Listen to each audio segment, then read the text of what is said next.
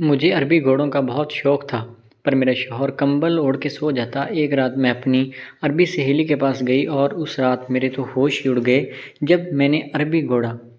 میرا نام رخسانہ ہے، میری عمر اس وقت 32 سال ہے، میری شادی کو 6 سال ہو چکے ہیں۔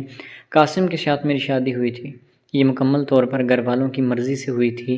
میں نے قاسم کو شادی سے پہلے دیکھا بھی نہیں تھا، نہ وہ مجھے جانتا تھا۔ وہ سعودی عرب میں رہتا تھا تو گھر والوں نے بس یہی سن کر میری شادی اس کے ساتھ کروا دی تھی۔ حالانکہ میرے اپنے کچھ شوق تھے، میرے گھر والوں نے میری ایک نہ سنی۔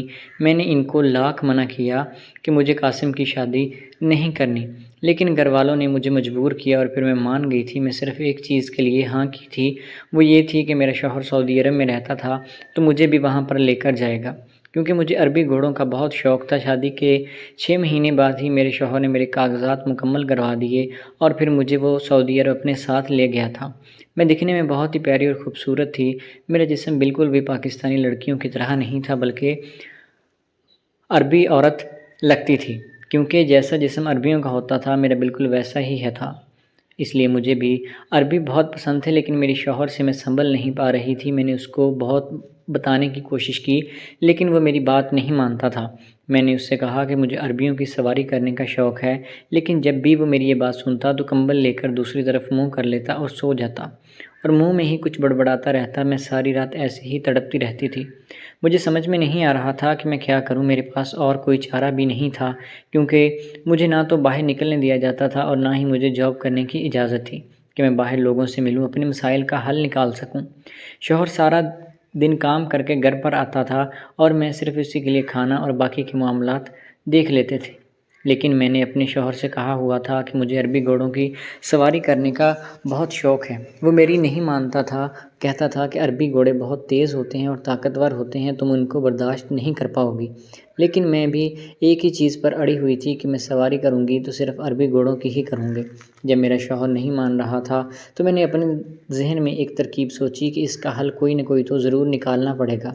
میں نے یہ بات کرنا ہی چھوڑ دی اور پھر میں نے اپنے شوہر کو راضی کیا کہ وہ مجھے کہیں کام کرنے کی اجازت دے دیں، جس سے شوہر نے تھوڑا سوچا اور پھر مجھے اجازت دے دی۔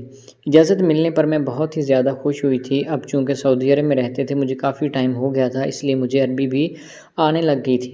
جہاں پر مجھے جاب ملی تھی وہاں پر زیادہ تر عورتیں ہی ہوتی تھیں۔ میں نے ان کے ساتھ گھل مل گئی کہ مجھے کوئی بھی دیکھ کر یہ پہچان نہیں سکتا تھا کہ میں عربی ہوں یا پاکستانی، اس لیے مجھے کوئی بھی پریشانی نہیں ہوئی۔ اب میری وہاں پر ایک عربی سہیلی بھی بن گئی تھی۔ وہ میری اتنی گہری سہیلی تھی کہ میں سارا دن اسی کے ساتھ کام پر ہوتی تھی اور ہم اپنی باتیں بھی کیا کرتے تھے۔ میں اس کو اپنے گھر اور پاکستان کے کلچر کے بارے میں بتاتی تھی، وہ مجھے عربی کلچر کے بارے میں بتاتی تھی۔ اس طرح ہماری دوستی اور گہری ہونے لگی۔ ایک دو بار جب کام سے جلدی چھٹی ہو گئی تو وہ مجھے اپنے ساتھ اپنے گھر میں لے گئی تھی۔ میں اس کے گھر میں گئی، انہوں نے مجھے کھانا وغیرہ بھی کھلایا اور بڑی اچھے سے مہمان نوازی کی اور مجھے اپنے ڈرائیور کے ساتھ میرے گھر پر بھی پہنچا دیا۔ تو اس لیے اب مجھے اس پر اعتماد ہونے لگا تھا۔ ایک دن میں کافی پریشان نظر آ رہی تھی تو میری عربی دوست نے پوچھ لیا کہ رخسانہ تم پریشان کیوں ہو؟ میں نے اسے بتا دیا کہ دیکھو، میں نے سنا ہے کہ عربیوں کے گھوڑے جو ہوتے ہیں وہ بہت بڑے ہوتے ہیں، لیکن میں نے اپنے شوہر سے بہت ضد کی کہ مجھے بھی عربی گھوڑے کی سواری کرنی ہے۔ میرا شوہر نہیں مان رہا تھا، لیکن تم میری یہ مشکل آسان کر سکتی ہو کیونکہ تم عربی ہو اور تمہارے شوہر کا مجھے لگتا ہے کہ گھوڑا بہت بڑا اور طاقتور ہوگا، اس لیے مجھے بھی اس کی سواری کرنی ہے۔ میری بات سننے کے بعد وہ تھوڑی پریشان ضرور ہوئی تھی، لیکن پھر اس نے حامی بھر لی تھی کہ چلے میں ایک بار کے لیے تمہاری بات مان لیتی ہوں، لیکن اس سے زیادہ میں یہ نہیں کر سکتی کیونکہ میرا شوہر برا مانے گا، کیونکہ اس نے وہ گھوڑا صرف اور صرف میرے لیے رکھا ہے جس پر صرف میرا ہی حق ہے، کسی کو اس کی طرف دیکھنے بھی نہیں دیتا۔ وہ میری امانت ہے، اس لیے میرا شوہر امانت میں خیانت کبھی نہیں کرتا۔ لیکن تم میری دوست ہو اور تم نے اپنی ساری پرابلم مجھے بتائی ہے، میں انسانیت کے ناطے تمہارا اتنا کام ضرور کروا سکتی ہوں۔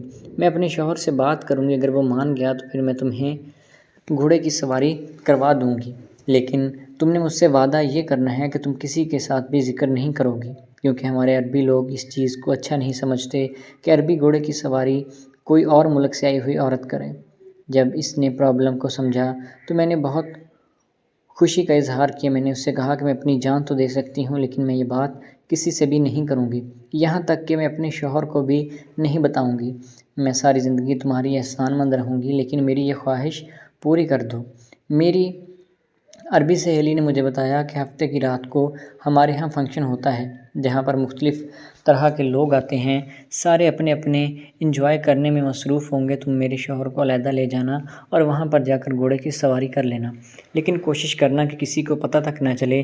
میں مان گئی تھی اور میں نے اپنے شوہر کو 2-3 دن کے پہلے ہی بتا دیا تھا کہ ہفتے والے دن آفس میں کام زیادہ ہے، اس لیے ہو سکتا ہے کہ مجھے رات وہیں پر رکنا پڑے۔ میرے شوہر نے بھی ہاں کر دی تھی۔ میں بہت خوش ہوئی تھی اور ہفتے والے دن اپنے شوہر کے کام سے آنے سے پہلے ہی میں تیار ہوئی اور میں چلی گئی تھی۔ میں نے کالا ڈریس پہنا تھا جس میں میرا جسم واضح طور پر محسوس ہو رہا تھا اور میں دکھنے میں بھی کسی عربی عورت سے کم نہیں دکھائی دیتی تھی۔ میں نے جیسے ہی فنکشن میں انٹری کی تو سارے لوگ میری طرف دیکھ رہے تھے کیونکہ میں عربی عورتوں سے بھی زیادہ خوبصورت دکھائی دے رہی تھی۔ سارے مرد میری طرف بڑھنے لگے اور مجھے اپنے ساتھ ڈانس کرنے کی دعوت دینے لگے، لیکن میں تو یہاں پر گھوڑے کی سواری کے لیے آئی تھی، اس لیے میرا ان کی طرف بالکل بھی دھیان نہیں گیا۔ عورتیں میری طرف دیکھ کر جیلسی محسوس کر رہی تھی۔ خیر تھوڑی دیر کے بعد جب سب لوگ اپنے اپنے کاموں میں بزی ہو گئے، میں نے عربی سہیلی کو اشارہ کیا تو اس نے کہا کہ وہ میرا شوہر سامنے کھڑا ہے اور اس کو تم لے جاؤ اور جا کر گھوڑے کی سواری کرنا اور دیکھنا کہیں چوٹ وغیرہ نہ لگ جائے۔ میں سمجھ چکی تھی کہ میری سہیلی مجھے کیا اشارہ کر رہی ہے۔ اسے لگتا تھا کہ میں کمزور ہوں اور عربی جو ہوتے ہیں وہ بہت مضبوط ہوتے ہیں، لیکن میں نے کہا کہ تم فکر نہیں کرو، میں ہر چیز کا خیال رکھوں گی اور تم اپنا نمبر آن رکھنا، اگر کوئی مسئلہ وغیرہ ہوا تو میں تمہیں کال کر دوں گی، تم آ کر معاملہ سنبھال لینا۔ مجھے عربی گھوڑوں کی استبل میں لے گیا تھا اور مجھے کہنے لگا کہ تم یہاں پر ایک کمرے میں بیٹھو۔ کمرہ کافی VIP تھا، وہاں پر بیڈ اور صوفہ بھی لگا ہوا تھا۔ میں بیٹھ کر انتظار کرنے لگی۔ تھوڑی دیر کے بعد عربی آیا اور اس نے بالکل شارٹ سی ڈریس پہنی ہوئی تھی جس میں اس کا جسم واضح نظر آ رہا تھا۔ جب میں نے اس کی باڈی دیکھی تو میں مچلنے لگی تھی۔ اس نے آتے ہی کمرے کی لائٹ بند کر دی تھی اور کہا کہ گھوڑا تیار ہے، آ کر اس کی سواری کر لو۔ میں نے لائٹ بند کی اور میں کمرے کا دروازہ کھولا۔